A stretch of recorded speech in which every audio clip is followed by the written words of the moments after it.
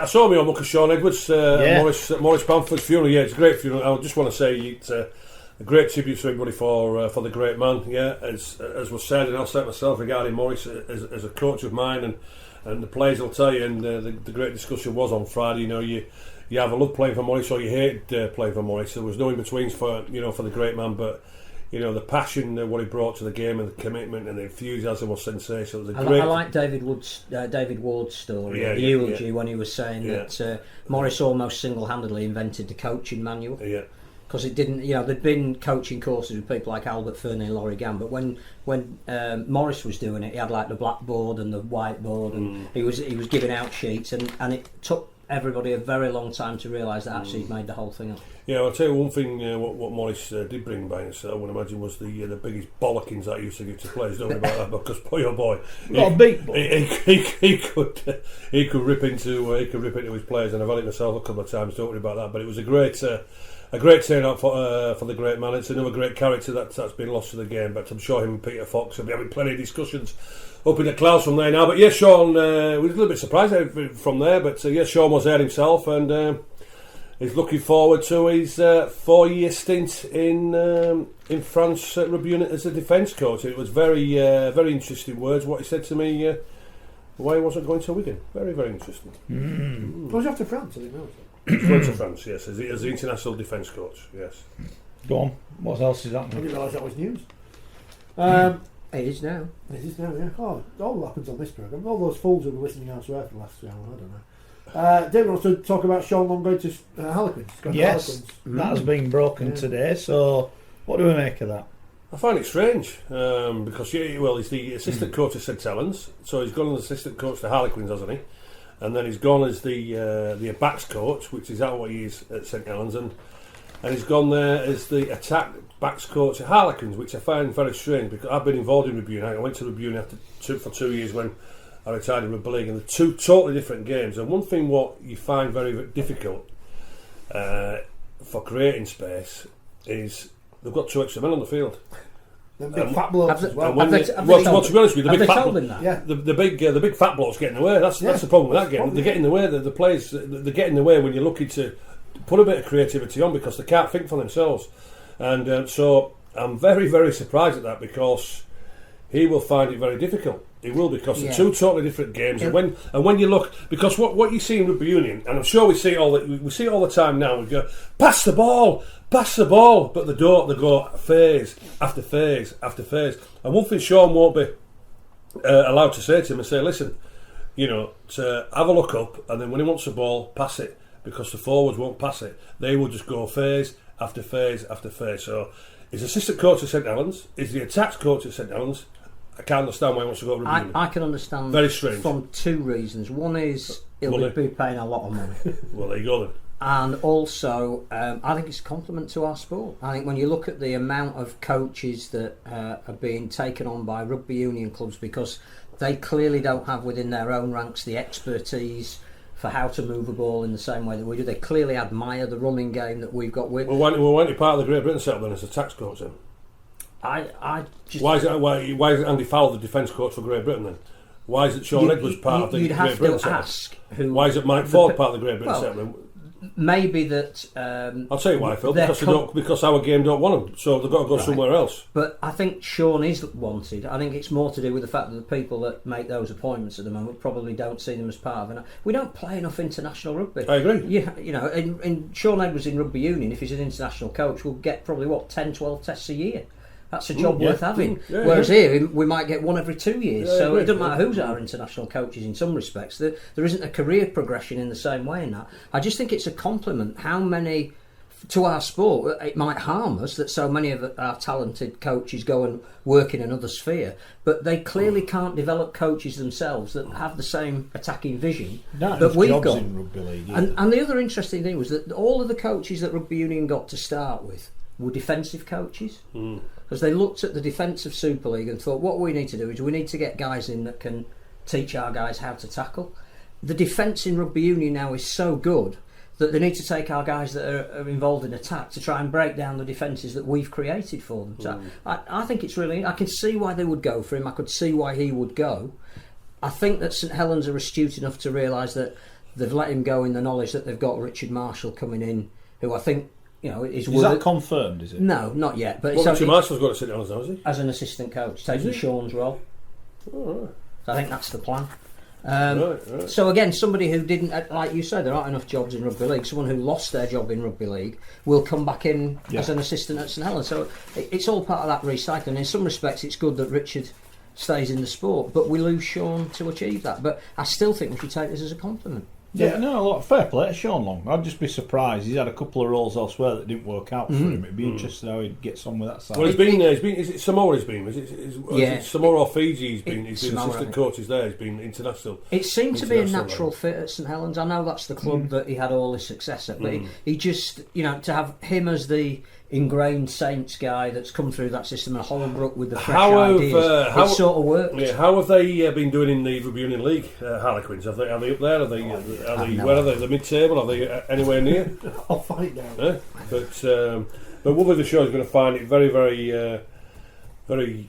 Well, I won't say difficult, but he's going to find it very, very strange because of obviously the two extra men on the field from there, and they go phase after phase after phase, and at times when the number 10 wants the ball, he don't get it because the forwards just want to keep it to themselves. So but there's no point employing. It'd be quite frustrating. There's no point employing a guy if you're not going to listen to what he brings. Hey mate, I agree. Well, apparently he's a rugby league legend according to the Telegraph. I didn't know the Telegraph knew rugby league existed, but there you go. So that's interesting. I'm trying to find the. Is that because he's going to rugby union? He's now possibly. Like when Kieran Cunningham was a legend until they realised he wasn't actually Welsh and decided he wasn't Welsh in the first place. That was a classic, wasn't it? I think they did the same with Iestyn Harris when they binned him off. But I think we don't talk about Iestyn Harris because we end up talking about Bradford and then it all falls apart there. Saints will be fine bringing Richard Marshall in. So I don't think they're going to lose anything on the deal. And if Sean can double his money to do the same job, then good luck to him. Yeah, no, exactly. Fair play to the guy. You can't knock anyone for any more. He's got to try. And I think the line he's come out with today is the one that you would expect him to say, that it's the challenge and he's always wanted to test himself in another sport. And, as you said, I think Iestyn used that line as well. More interestingly, it's the wage packet, lads. I'm going for the money. Don't worry about it. I've got a picture of loads of money there. Sean Long will be there. Loads of money there. Jonathan Davis says that. Jonathan Davis says it now. He said, "Do you know what?" He says, "I made the silly mistake of saying, I'm going to rugby league because it's a new challenge. I didn't really. I went for the £100,000 signing on fee." And again, without wishing to plug a new issue of a certain you are allowed. Magazine, you are allowed. That is out on Friday. In Brian Noble's column in the mag this month, he talks about the fact that there are 4 or 5 absolutely top line rugby union players that he's been talking to that would sign for rugby league. The 2 stumbling blocks are the one that we always talk about. And that is getting him a visa. No, they may not be foreign and need one. Right. I was joking, Phil. You could have played along with it. Just let me joke. It's nice. But first is the salary cap restricts him. Right. Because it's all. Why does it? Can have a marquee player. And it's rugby union, so you get more. You get a dispensation, but at some point they come back to you and go, "Yeah, but at the moment I'm getting paid X, and X is far in excess of what we can generate as a sport." That's life. But that's like saying I could go to someone from the NRL, but he's on $500,000 there. I'll give him 40 grand at Wakefield. I'm sure he'll come. But if you've got a salary cap, you are restricted in who you can go out and get. Who are these 5 players? I don't know who all of them are, but what was one of them? I don't know any of them. Who does he play for England? Plays for England. Plays for England. And I'll tell you this. Why is he going to want to come on a rugby league? Well, because when they're on 22 grand a test, they play 10 tests a year. Yeah. So that's 220 grand guaranteed straight away. The other thing, plus his 400 grand a year at his club, plus his sponsorship from Land Rover, DHL, and what's that? Champagne, Moet Champagne. So he's on 700 grand a year, but he wants to come and play in the Super League. But what he has he got? I mean, the point I was going to make, which relates back to Sean Long, is the fact that actually there is an element within them where the money isn't the main issue, it's the challenge. And everyone that he's spoken to has said, I want to know. Yeah. They admire this sport and they want to know if they can play it. If Radio Leeds came to us and said, who's one of these players? And I'll tell you if they're good enough to play league.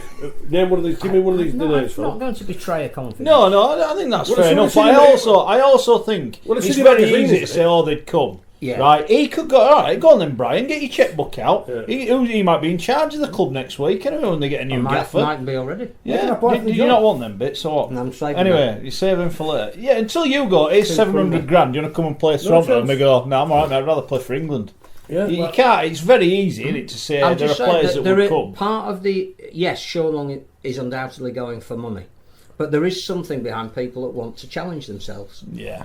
Yeah. Same with Sam Burgess. It's funny how that challenge always comes when the money's right. Absolutely. Yeah. It's a combination of the two. It's like also he's not going to do some charity work. I'm going to do some charity work in Super League. Go out those poor Northerners. The wider point is that we could have some real high-profile people in our sport if we decided. Do me a favour. Tell him to get his checkbook out and go buy one then. He may well get one if they get. Well, if he does, great. If he does, brilliant. It's the same as John Clark leaving one, and he's on the England setup now. You know, he'll be driving around in his big sponsored Land Rover and all this stuff. Fair play to him. You know, but we can't compete with Rugby Union. But these 5 players who have said this is coming Rugby League, absolute load of tosh. There is a challenge element. A challenge element. Professional sports people want to test themselves. Phil, how is he a challenge element? Right, how is he a challenge element? Because they admire our sport. Rubbish. They've got an international. They admire it. When, apart from Burrell, when was the last international? And he's not even a coach. And he's past his sell-by date, so we brought him now. But of course he is. So they've got at least 10 internationals, and then they've got the British Lions for the international candidates. There's a lot of very good reasons they're on £22,000 per test match. Why the bloody hell would they want to come to league? For what reason? To test themselves. Some of them do. Some of them do. So for the unique Rugby League experience, we're going to get a flat in Belle Isle as well. This is the toughest team sport. Phil, them days have gone because we used to pay more money in league, but now we don't get anywhere near them. What do you mean more? They didn't get paid any money. Don't be insinuating that they got paid in their boots. No, what about when the lads from the union signed when they come to league? Yeah, exactly. Don't be insinuating they were getting tax-free money. There is a challenge element. God, if I was with Phil Bennett, I'll tell you that. So anyway, go on. No, it's a nice thing. It's a nice thought, right? But until you come up with, if they're on 700 grand, they're going to at least $500,000. No one in Rugby League can afford to pay. They're not going to take the punt. Well, maybe barring one club. We took a punt at Leeds, which supposedly the greatest rugby player ? Oh, I've got a bone to pick with you anyway, because you saw my social media at the weekend. I went out for a couple of beers and I found. I never recognised him. I recognised him straight away, and they were talking about Rugby League. I met Simon Irvin, the former Leeds player. Egg box. Why do you call him egg box? He must have an head like an egg. No, someone said apparently when he was younger he used to practice kicking off an egg box. I thought, I don't believe that. He's got an egg shape of an egg. Anyway, he said your name came up. He said, "Oh yes, good place." You know, I said, I found someone that thinks. Oh, he actually said you were a great player. I thought I found someone that actually thinks he's any good. And he told me the story you told me about David Ward and the teacups, which instantly made me laugh. But he was very complimentary. But he said, because I asked him about John Gallagher, and he said, "Well, Schoey should like John Gallagher." Because John Gallagher arriving got you a pay rise. No, it didn't. Well, that's what he said. No, but listen, that's what he said. Hey, listen, I can tell you now. He said you got double dough once John Gallagher. I've heard there were a bit of.